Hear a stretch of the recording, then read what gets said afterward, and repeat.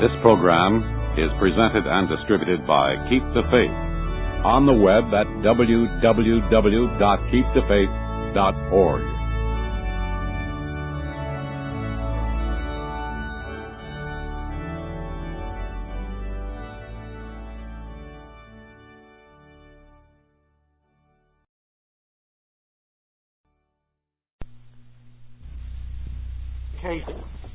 Some of you who belong to National Cuff, I hope all of you do, but some of you at least received the May newsletter, which contained articles by myself and Ken Whitehead on precisely this topic.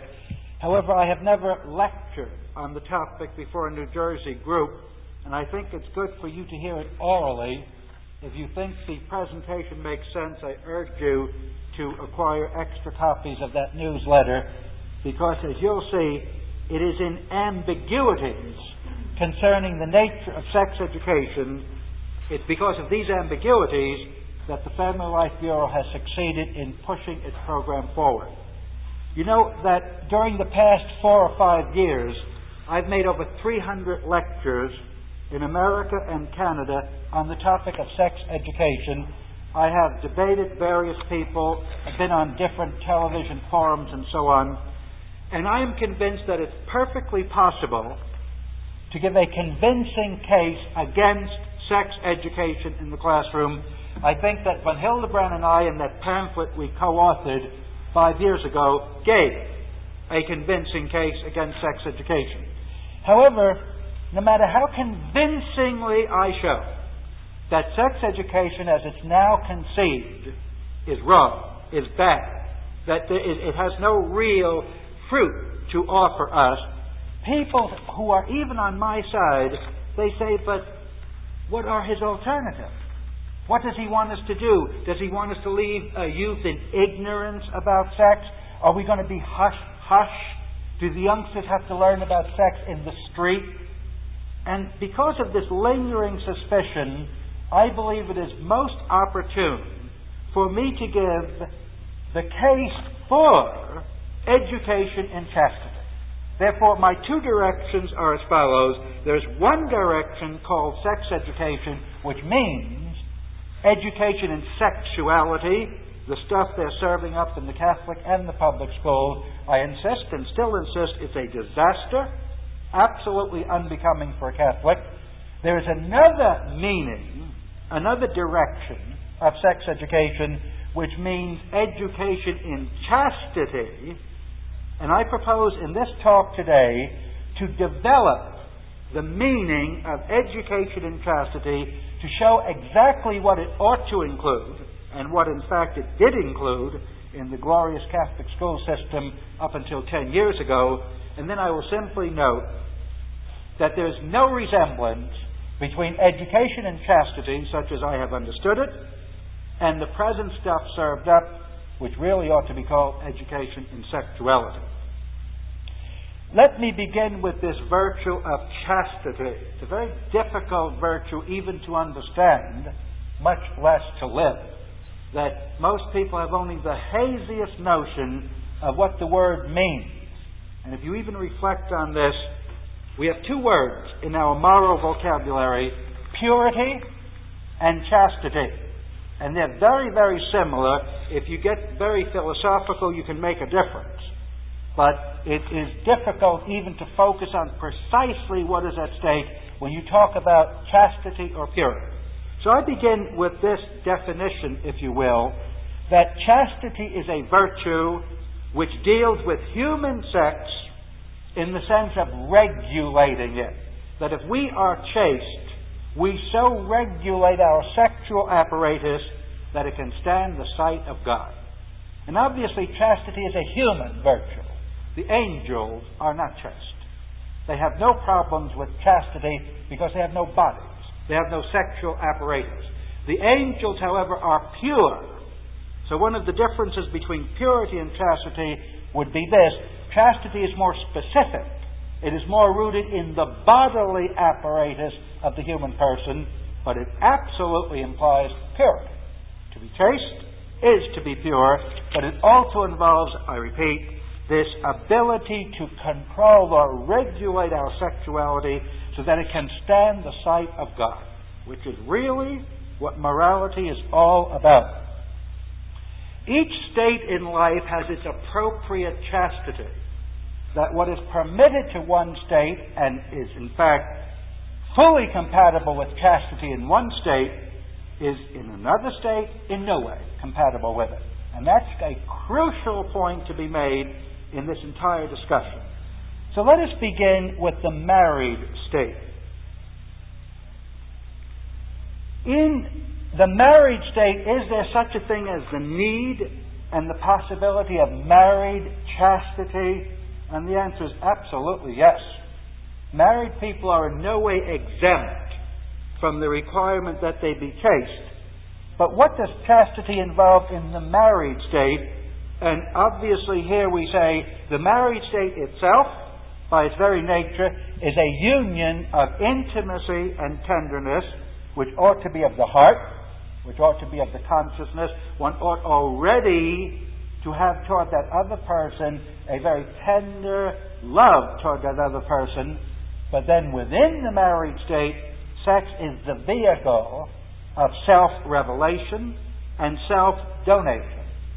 Therefore, it is both possible and even necessary that in marriage there be chaste kisses, chaste embraces, chaste sexual union. In other words, nakedness, the full union between the sexes, can indeed stand the sight of God when? In the married state. It belongs to chastity, therefore, that there be a certain attitude or quality of the self-revelation and self-donation, but in no way does chastity exclude nakedness or intimate union. Quite the contrary. And this already shows you how nonsensical it is to say that the Church considers sex impure and so on.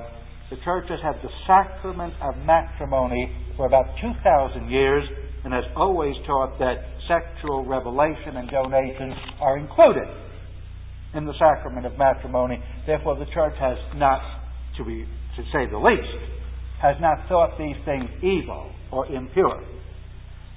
In marriage, therefore, we can have enjoyment of sexuality. In no way does chastity exclude that the opposite sex is a source of pleasure and joy to us, but married chastity does exclude lust between the partners, sadism between the partners, perversion between the partners, and I will insist later on, contraception. So if you are married, you do not sin against chastity by nakedness or intimate union, but I've mentioned 4 different ways in which one is unchaste even in marriage, through lustful, perverted, sadistic embraces. And unfortunately, that is not a rare occurrence today. That despite the exterior decency of certain marriages, there are many unchaste practices within marriage. However, it is when we come to the single state that chastity takes on a greater urgency for obvious reasons. When we speak of the single state, we refer to those who are single and are eligible for marriage, the average youth of today. And we also speak of those who are single, but because of their consecration to Jesus Christ, whether as a celibate or as a vow of virginity, are not eligible for marriage. They precisely use their freedom freely to renounce the possibility of a marriage so as to serve the Lord better. And in both cases, I call these the people in the single state. Now, what does chastity mean for these people? It means something quite different from what it means for married people. This is a difference to emphasize, that it means, first of all, possessing one's own body in reverence, guarding its intimate inner sanctum with modesty in dress, speech, and action.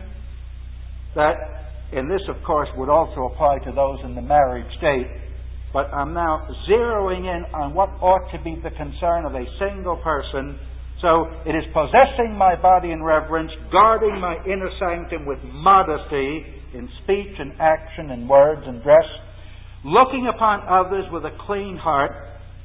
So important today, which means we don't mentally undress other people, we don't mentally have relations with other people, still less do we actually have relations with other people. So if we are single, and here is the whole point, the married state has a chaste way of engaging in sexual intercourse within marriage. The single state precisely means turning away from those privileges of the married state. So to be a chaste single person means precisely not to be preoccupied with affairs of marriage. And that's a very important statement in practice. I think one of the deplorable losses in the Catholic Church today has been this, that the more people muddle with sexuality, the more celibates muddle with sexuality, running bureaus and giving lectures and all around, and the less guarded are they about their celibate state, the more in practice do they become so preoccupied with the married state that they take off when the right partner comes along, to the great scandal of the church and to the great harm, possibly, of their own spiritual life. Now, when one says this to a young person or to any person, that chastity means, in the single state, precisely throwing a veil over intimacy, over nakedness, over sexuality, one says, but that is hard. That is tremendously difficult. Nay, that is impossible. This is not news to us. That whoever hears the requirements of chastity says it's an extremely difficult virtue. You know, Cicero, who lived about 2,000 years ago, wrote somewhere that one of the blessings of old age, not many people see any blessings in old age, but he said one of the blessings of old age is that at last the sting of lust is removed. In other words, he says, I'm 70, I can begin to be chaste now. That's some comment.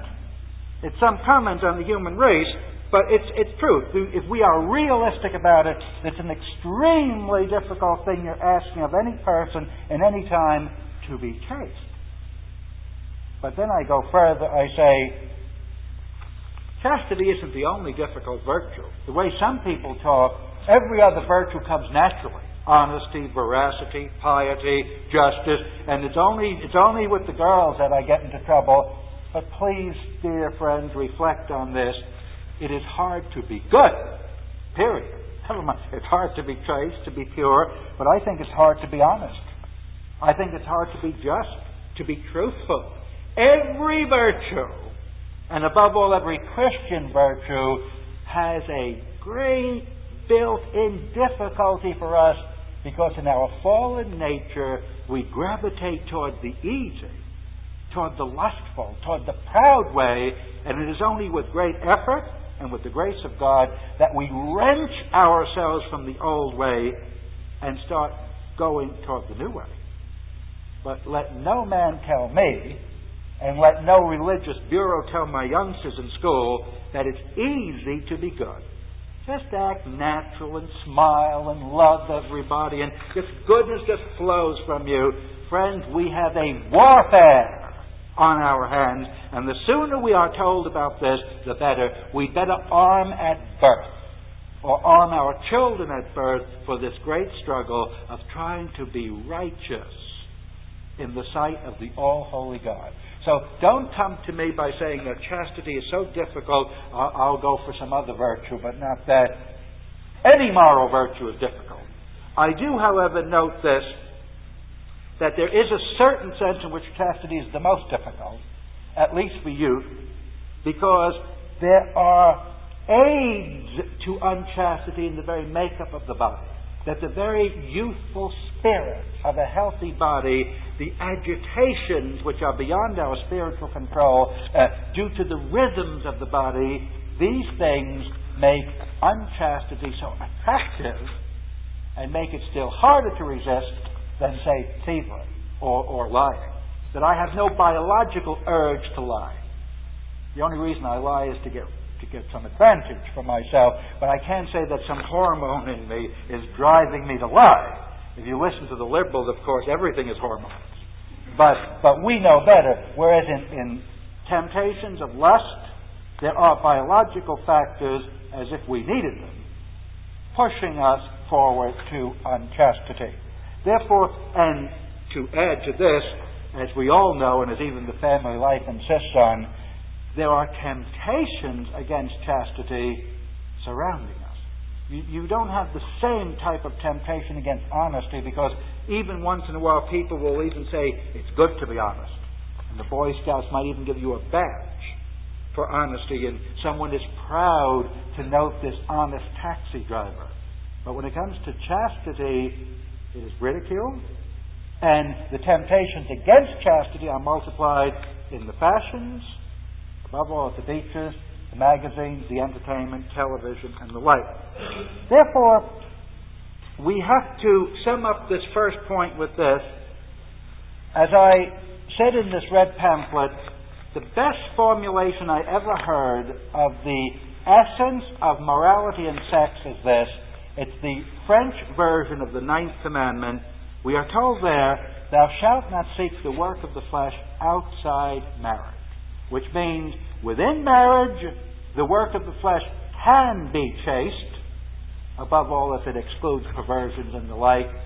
But the moment you are outside marriage, the moment you are a single person, chastity precisely means keeping that intimate relationship of marriage from you.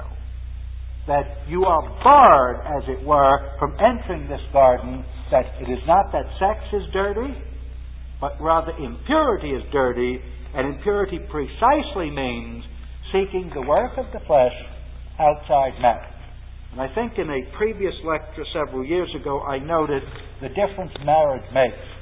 The difference marriage makes, very briefly, is this, that you don't trifle with the other person, but you take this other person for a life. You erect a bond with this other person through a free act of your will, so that you share your destinies, your lives, your bodies together. And in that moment, sex is the vehicle of the marriage commitment. Apart from that moment, any sexual intercourse is precisely impure. Having said those few introductory remarks, what does education in chastity now entail? Given that you and I agree that this is what chastity means, what is education in chastity? And very simply we can say the goal of education in chastity is to inform the learners, the students in this case, of the right use of sex. Now, that's my mission. I have before me these youth. They have not yet learned Christ's teaching or God's teaching or even human teaching about the various aspects of their own lives. And my goal now, when I have education in chastity, is to convincingly teach them the God-willed meaning and use of pure sex, namely within marriage. That really sums it up, friends. You teach the youngsters the destiny of sex to serve as a vehicle of wedded love. You have taught them most of all about chastity. Ignore that, and I don't care how scientific your equipment is, you fail. You have simply missed the point of education in chastity. Also, it must inform us not only of the right use of sex, but of God's will, of His holy will in His commandments, and in the official teachings of His church. That all of these will help us understand the destiny, the meaning of sex in human life. Not only should education in chastity inform us, it should also form us, or help form us. And when was the last time you heard this in Catholic education?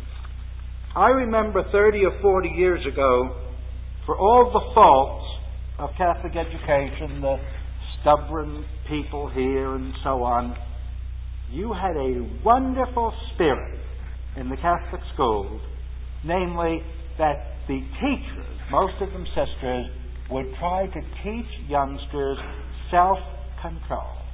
They would teach them the value of sacrifice. They would have a little mite box during Lent. They would tell the youngsters to offer up hardships in the day. Instead of always whimpering and whining in a soft, princess-like way, they would teach youngsters the Christian meaning of mortification, self-control. They didn't simply say, have a big ball, just do whatever you like, you've got to be you. No, they told you to die to yourself, to mortify yourself. And of course we had the excellent disciplines in the church, no meat on Friday, fasting during Lent and Ember Days. These all helped us to see how weak we are, because it's tough to fast, very difficult to mortify ourselves, but they taught us that it was difficult, so we didn't boast about how wonderful a Christian we were. We knew we were at least in war, just because it hurt us so much to try and prepare for war. And some of us perhaps learned self-control. So that's part of education and chastity, to help form us to a self-control. And this formative influence consists also in encouraging people to meditate on the virtues. There's nothing silly or superficial or sentimental about telling a youngster to read the life of Dominic Savio or Maria Goretti and to see in the concrete the nobility and heroism of chastity.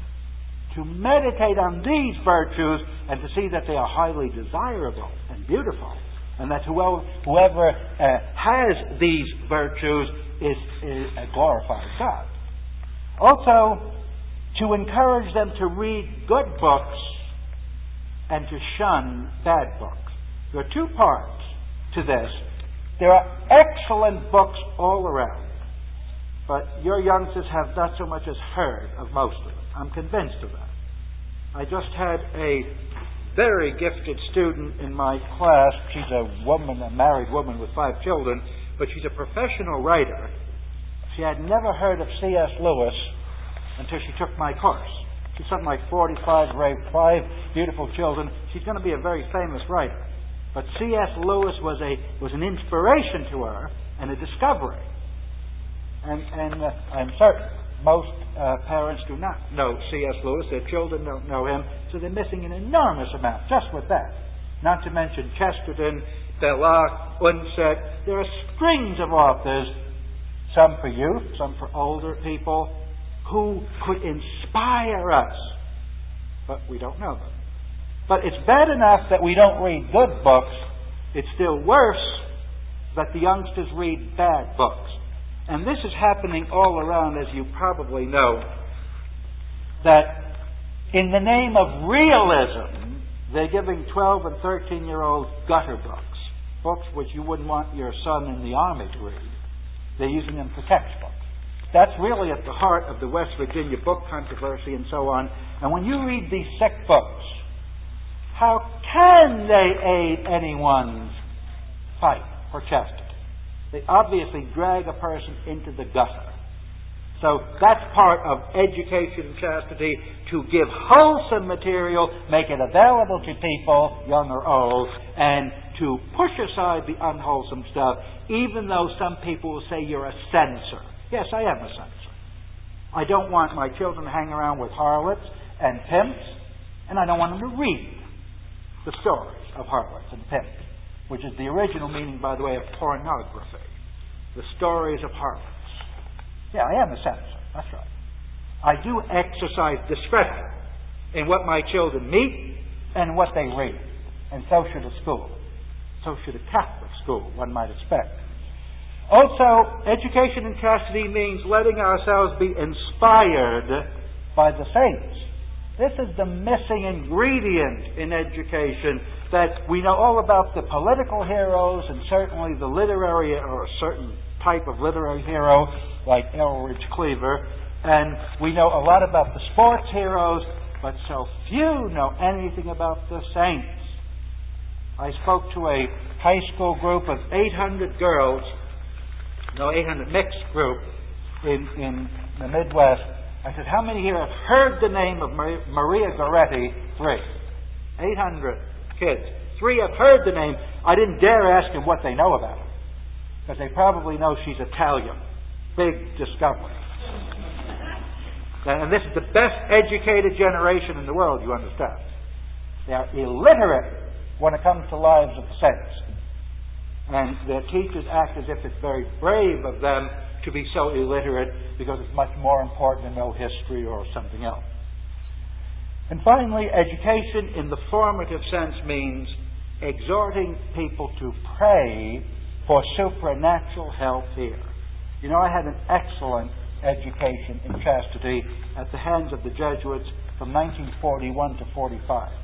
Those were the real Catholic Jesuits, and when you entered that school, the entire atmosphere was supernatural, and the need for prayer was emphasized in freshman year, and it was never minimized. And in those glorious days, we had genuine sex education in the sense of education for chastity. We had no such thing as education in sexuality, this celebrating sexuality a la Becoming a Person program. The method of education in chastity is twofold. It is accomplished by teaching and preaching. We must have both. You've got to preach to the youngsters, good and evil. You've got to teach them what they need to know. You have to teach and preach according to their age, so that a 6-year-old is told to memorize, "Thou shalt not commit adultery." That's part of his catechism, and it was part of mine. When I was 6 years old, I memorized the 6th commandment, "Thou shalt not commit adultery," and I had a vague knowledge that it was something wrong, but I didn't need a whole course in gynecology at the age of 6 to find out what adultery meant. It sufficed that someone told me it's something wrong that people do with the opposite sex. That's enough. It's some bad way that people act toward each other. But then, as Vatican Council II said, as the children advance in years, you give them a positive and prudent approach to the subject. You become more explicit as the age of the child increases. But of course, in Becoming a Person program, they cannot wait to become explicit in kindergarten. That's already too late, according to them. The language used must always be delicate and hushed, expressing the deep and noble mystery of the sphere. We don't have this pseudo-objective scientific presentation as if we're dealing with the respiratory system or with the metric system. That this is a deep mystery concerning the origin of human life, concerning a very intimate part of all of our life, and our language must be proportioned to that mystery. We must avoid vivid details, which is the great curse of the programs, above all in the secular schools, and this for 2 reasons. Vivid details, above all with pictures, offend modesty, and secondly, they are an occasion of sin. And I say confidently, there is the greatest scandal in the history of the Catholic Church in what is now transpiring in our Catholic schools. That the word scandal means providing an occasion of sin for your brother. That's what scandal means. Causing your brother to fall, to trip. And I think the greatest scandals in our age are the fashions in clothes. And I'm going to devote a lecture to fashions in a month or so. But the fashions in clothes are ubiquitous. They obsess everyone.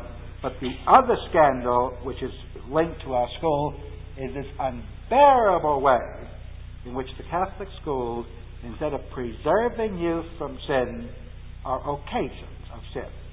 They used a textbook in Philadelphia, which is supposed to be the great conservative archdiocese. Because Cardinal Crowell is alleged to be such a great conservative, in quotes. They used a textbook in the high schools in Philadelphia which would make a sailor blush. It's a pure, I say it's damnable. Any youth reading this book could not be pure. Finishing the book. And this was part of their religion program. The chaplain of the high school came to me in despair And he showed me the book with all the underlined passages. This is in Philadelphia. So I say that there is more sin here than we perhaps want to realize. They are stumbling blocks to the purity and chastity of the youngsters, and those who tolerate such a thing are equally guilty as those who perpetuate it. We have a madness in the church among the middle-aged bureaucracy which is running the church, a real sickness and madness. It's ravaged the youth, and authority stands by either helpless or in many cases applauding it, as if now we're really getting progressive, now we're really pushing past the Puritanism of our own youth. Now, of special importance for Catholics now is this: if there be a Catholic program on education and chastity, it must be absolutely clear in its teaching on two different points. The meaning of Christian marriage, on one different point really, namely on the meaning of Christian marriage, but this meaning has two crucial aspects to it. Number one, Christian marriage is indissoluble. That's part of education and chastity, to teach every youngster of whatever grade that when you enter this sublime sacrament of Christian marriage, it's once and for all. It is indissoluble. Only death releases you from that bond, and it therefore demands deep fidelity. It is not something to be lightly entered into, as the ceremony says, but it demands deep fidelity. It is a deep commitment. It's a beautiful thing and has great mystery, but it also has a tremendous responsibility which youth had better learn soon.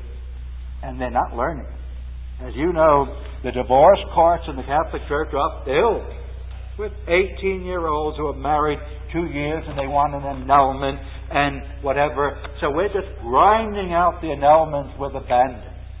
And now we're really getting tough, and if you're 18, you have to wait 6 whole months before you can get married in the Catholic Church. But nobody, despite this wonderful program allegedly in our schools, no one has bothered to whisper to our youth about the sublime implication that Christian marriage is forever. It's not one of these fly-by-night motels in which you pay later, or you don't have to pay later. It is something, it's a serious commitment, a vocation, and a sacrament. The second important part about Christian marriage is the sinfulness of contraception. This, friends, is the problem of chastity in Christian marriage. You can have a wonderful Christian marriage in which you do not commit adultery with the neighbor's wife and you don't go to all of these sex shows and so on, but to the extent that you use contraception, that's unchaste. So education in chastity implies teaching youngsters that it has been the unchangeable teaching of the Church from the start that the marriage act may not be positively frustrated by all of these devices. Abstinence is possible and is sometimes desirable, never the pill or any of the devices. So that's really the challenge of Catholic education today, to teach the meaning of chaste and indissoluble marriage. And in terms of that, the youngsters will easily understand all the other demands of chastity, including modesty and speech and dress and action. Now, I don't think this group needs to be told that all of these points I've insisted upon as essential to chastity and education in chastity are still in effect. They have not been repealed by Vatican II, as if any council could change one word of divine teaching, as if any council could make what is sinful not sinful. So whatsoever has ever been taught as true by the Church with respect to marriage, purity, fornication, is true still and will remain true. There's no possibility of change. I now ask you briefly to note this. Do you think there's any similarity between education in chastity, as I've just now sketched it, and any of the programs you've read or seen in your school systems? Friends, you would need a microscope to find any mention of chastity in Becoming a Person program. And that's supposed to be our great Catholic answer to the paganism and hedonism of the day, Becoming a Person endorsed by so many dioceses, and yet you need a microscope to find any reference to chastity or to anything supernatural.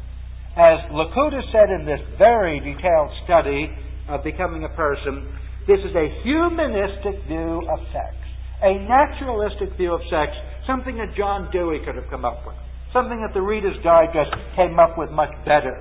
A kind of be reasonable approach. Don't get too excited about things. Take precautions and so on. That's served up as if it were truly education in chastity. So I will note that in the typical sex education program, and I have never seen this change, I've been in hundreds of different cities. I've never once heard of a program which is different from the program I am describing as typical. In the typical program, they even boast that there's no moralizing. They're not going to turn the youngsters off with moralizing. Also, there's this humanistic view of sex. Also, it is very careless of modesty. The pictures are too graphic.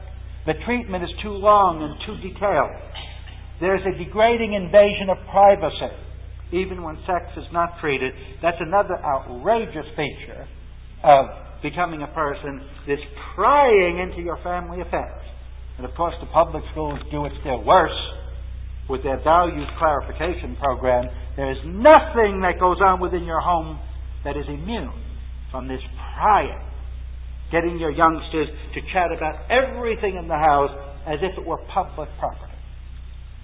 There is an ambiguity about the evil of contraception, to say the least, in the Catholic programs, and in the public school programs, why even abortion is treated as if it's perfectly all right, not to mention all the perversions with respect to sex. So I would like to end on this note today. There are two different products which are now being formed by the two different currents alive today in the world. The current in the direction of education and chastity, alas, is a small trickle. Very few people think it needful to nurture this little current or to find the source of the spring and deepen it. So very few people are going in the direction of education and chastity, whereas there is a torrent raging through society and the church, pushing education and sexuality. And those who are going in the direction of chastity, those who are in this trickle, which is winding its way slowly through life and the personality, these are a certain type of product. They see the noble vocation of marriage. Anyone fortunate enough to be in this trickle sees the noble vocation of marriage. He sees its awesome mystery. There's a great vocation and a mysterious one. He strives to keep himself pure and unspotted before God. He strives to do so. He understands there is a warfare on, and he agrees to wage this war. He has no sinful deeds, not even sinful thoughts. Or if he has these, he confesses them as sinful. He is at least realistic to know he has failed, and he asks forgiveness. This person, male or female, I should not say he, it's he or she, this person is able to blush, is able to love, is able to dream. This person is aware of temptations against chastity. It is not at all obvious to this person that chastity is easy. No, quite the contrary. He understands it is his great warfare, so he will not toy with pitch, lest he be defiled. You know, that's very rare today. Most people think they can read any book, see any movie, because they're mature. And this is one way of getting defiled, with this headstrong impetuosity and immaturity of thinking you are immune from a certain sin. I think it's a great temptation. This person is, in short, modest, reserved, and wholesome. And please God, such a person describes our own children. That this attitude of a God-centered awareness of the mystery of sex dominates the personality. It's going to make an enormous difference in this person's happiness on earth, even, in this person's happy marriage. You don't start marriage with the chaste insight, you have almost no chance of succeeding. It's hard enough to succeed even with everything ideal, but much worse when you have the wrong moral perspective on marriage. But those who are in the torrent, those who are in the mainstream, who have been pushed there by their teachers and allowed to stay there by their parents, who are usually too sleepy or too apathetic to protest, these people are the products of education in sexuality, and they are quite sophisticated. That's the word we have to use. I don't say they're impure yet. I don't say every 15-year-old is impure. Every little arrogant, little mini-skirted person is impure. No, but they're sophisticated. That they have a very casual relationship with the opposite sex. And they have no hang-ups about adult movies or books. I mean, you mentioned them, any book, and there's some books here which if you parents ever saw them, you wouldn't believe them. They're right on sale in the corner drugstore. Kids are probably reading them for high school assignments. In any case, they're talking about them. They're unbelievably sick books. But our sophisticated product is very mature. He or she has no hang-ups about this. Oh, yeah. They'll chat about this in social science class. They'll chat about the different forms of perversion. Quite mature. Very sophisticated. They have no need to blush. They see nothing shameful about anything. These are the people who are not especially impressed about the indissolubility of Christian marriage. Oh, they've heard a rumor that Christian marriage by some is considered indissoluble, but they're not that impressed with it. They're in no way impressed that contraception is evil, because they can find every priest you show who will teach that contraception is evil, they'll show you one who teaches the opposite. And he's probably got a more recent degree. They're not impressed about the sinfulness of premarital sex or even the sinfulness of abortion. You know that? You just interview the average happy-go-lucky person who's loving the world and ask about whether abortion is sinful. Well, maybe, and he's not all that sure. He was much surer that the Vietnam War was evil. Well, that was sinful. That we killed North Vietnamese, then he knew there was no two ways about it. But that abortion and killing an unwanted child or a damaged child, that's evil. Well, this is Catholic youth I'm speaking about. You ought to meet them. And there's not a clue when you inspect this group of people in the torrent, the product of this torrent of education and sexuality, there's not a clue as to the supernatural life of grace which is needed.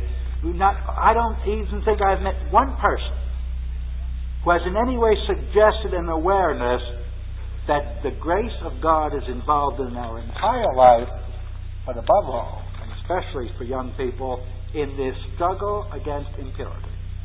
So those are the two pictures I leave you with. The broad path, the path of the torrent, which is rushing our youth into a hateful future. They will be miserable on earth. Don't kid yourself. This is going to be the next generation, will be the generation of broken marriages, bored people, sadistic people, people with nothing to live for, nothing to die for, thanks to our betraying them in the educational system, and one wonders what their eternity will be. So those who are in this torrent, therefore, they are the world. They constitute the world of the irreverent attitude toward sex. the casual, immodest attitude toward sex.